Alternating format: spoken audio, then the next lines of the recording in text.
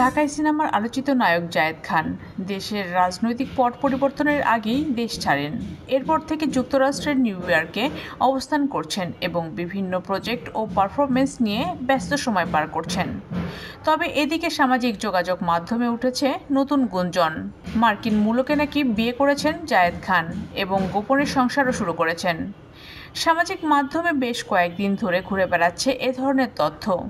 শোনা যাচ্ছে তার স্ত্রী একজন মার্কিন নাগরিক এবং মিডিয়া জগতের সঙ্গেও জড়িত। কিছু সোশ্যাল মিডিয়া পোস্টে দাবি করা হয়েছে তিনি নাকি হানিমুন করছেন, তবে এ বিষয়ে নিশ্চিত কোনো প্রমাণ কেউ দিতে পারেনি। এই গুঞ্জনের সূত্র ধরেই অনেক ভক্তের কৌতূহল, আসলে কি করছেন জায়েদ খান। যদিও এই দাবি একেবারেই ভিত্তিহীন বলে জানিয়েছেন নায়ক নিজে। সব জল্পনার অবসান ঘটিয়ে নিজেই মুখ খুলেছেন এই নায়ক।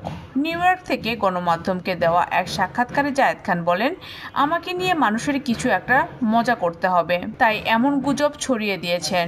আমি এখানে রয়েছি, ব্যস্ত সময় কাটাচ্ছি, নতুন কিছু প্রজেক্টের কাজ করছি, নিজেকে সময় দিচ্ছি, শীঘ্রই সব দেখতে পারবেন।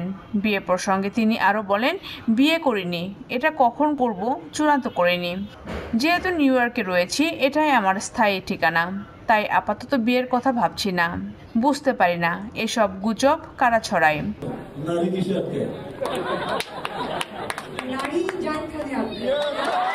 জায়েদ খান নিউ ইয়র্কে অবস্থান করলেও যুক্তরাষ্ট্র, কানাডা, অস্ট্রেলিয়া, দুবাই সহ বিভিন্ন দেশে আয়োজিত শোতে অংশ নিচ্ছেন। পাশাপাশি নিউ ইয়র্ক থেকে প্রকাশিত বাংলা সংবাদ মাধ্যম ঠিকানাতে সেলিব্রিটিদের নিয়ে টক শো উপস্থাপনা করছেন।